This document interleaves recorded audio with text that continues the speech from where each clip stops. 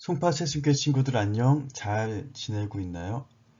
오늘은 선과 악에 대해서 이야기를 해보려고 해요. 일주일 동안 선생님이 만난 사람들의 이야기, 그리고 선생님이 살아오면서 겪었던 마음 아픈 이야기들을 보면서 왜 이 세상은 그렇게 마음이 아프게 되었을까라는 생각을 해요. 근데 성경은 우리가 선악과를 따먹고 타락한 이후에 우리가 선과 악이라는 걸 알게 됐어요. 선과 악은 무엇일까요? 우리 친구들은 선을 원하세요? 악을 원하세요? 어떤 사람들은 악 역시도 선의 한 구성으로 보고요. 선 역시도 어떤 사람은 악의 한 구성을 봐요. 그것은 무슨 생태계의 법칙처럼 젊은 사자가 자기 새끼들을 위해서 어린 양을 사냥하는 것. 그것은 양의 입장에서 볼 때 악이지만 사자의 입장, 자식을 살리기 위한 사자의 입장에서는 뭐 선이다. 이런 상황 이론으로 선과 악을 설명하기도 해요. 그러면 이 경쟁 사회에서 누군가는 살아남아야 되고 누군가는 그 경쟁에서 도태돼서 약육강식으로 살아가는 이 세상이 악일까요? 선일까요? 우리는 이 모호한 명제에 빠지게 됩니다.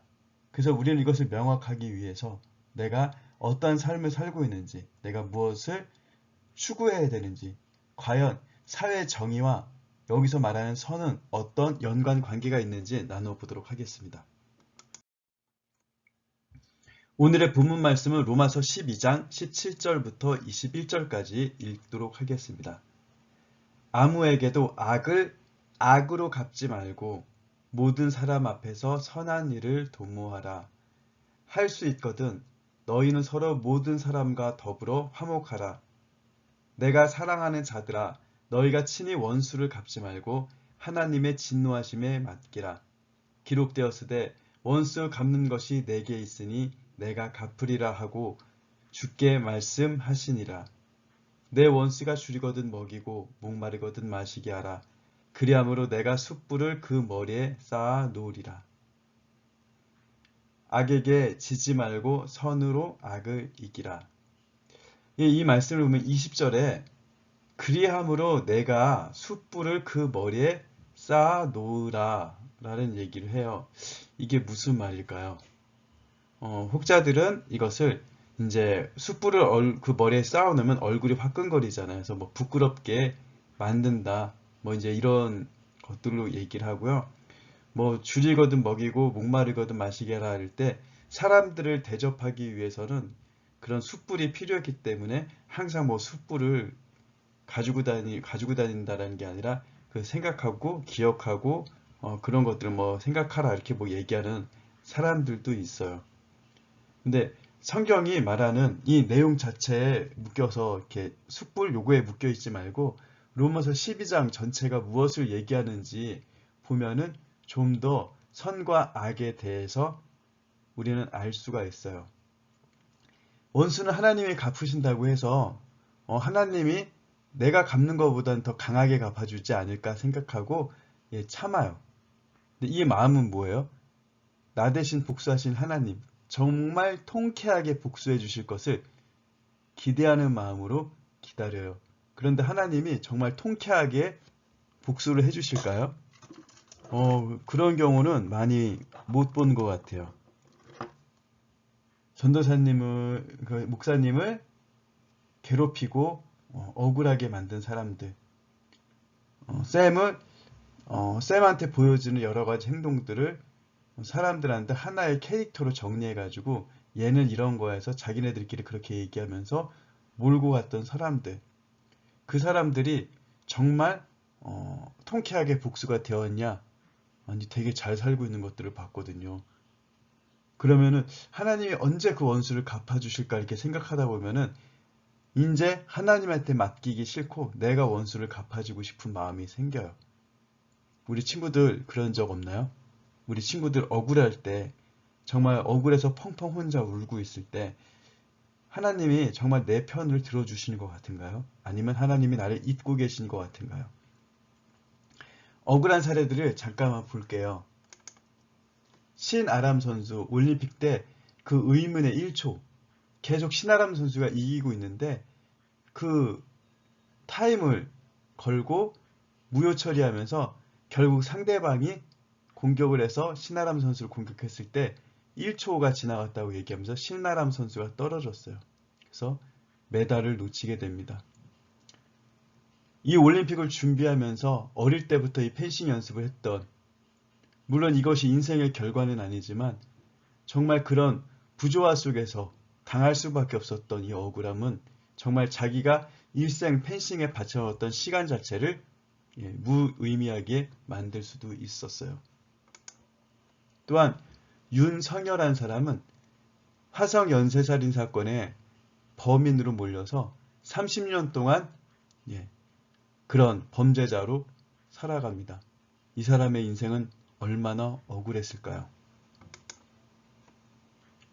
그리고 영화 속에 나온 알리, 친한 형을 믿었는데 그 형 때문에 죽게 돼요. 물론 이 사람들의 억울함을 알고 함께 울어줄 사람들이 있었기 때문에 어쩌면 이분들은 모르겠어요. 이 억울함을 정말 어떻게 해서든지 갚을 수 없는 그런 억울함이 있겠지만 함께 울어준 사람들 때문에 그 시간이 어쩌면 조금이라도 버티기 수월하진 않았겠지만 좀 쉬웠을 수는 있어요.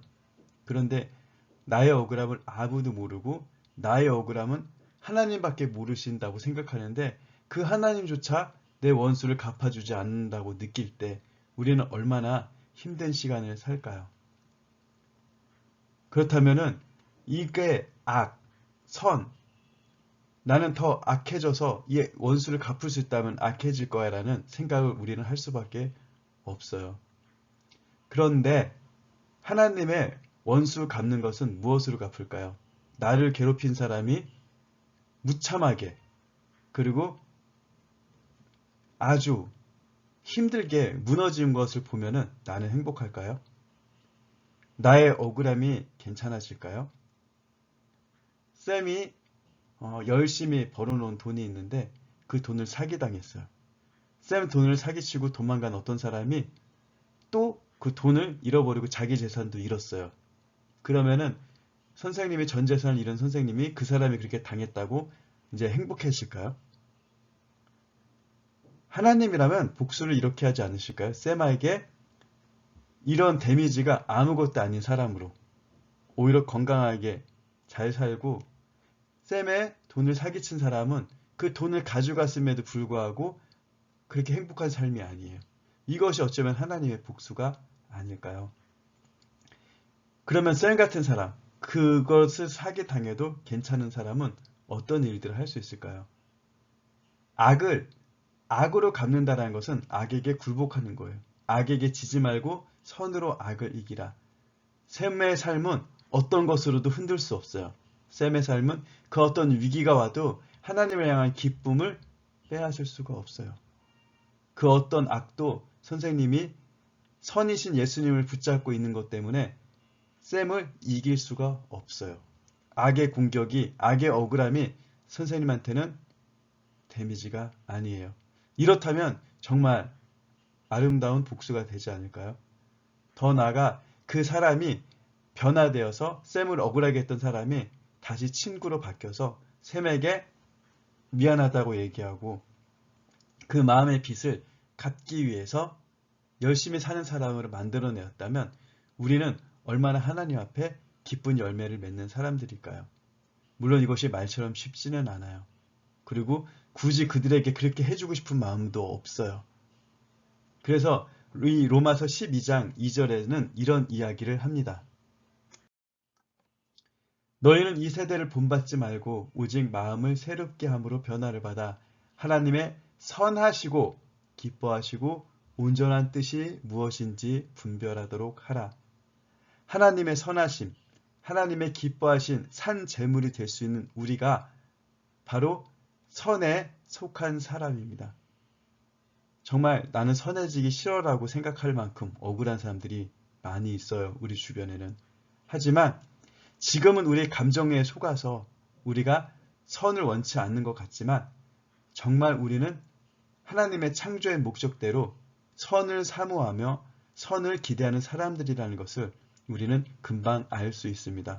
우리 친구들은 새로운 사람들입니다. 마음이 새롭게 변화를 받은 친구들입니다. 우리는 살면서 억울한 일을 또 만날 수 있어요.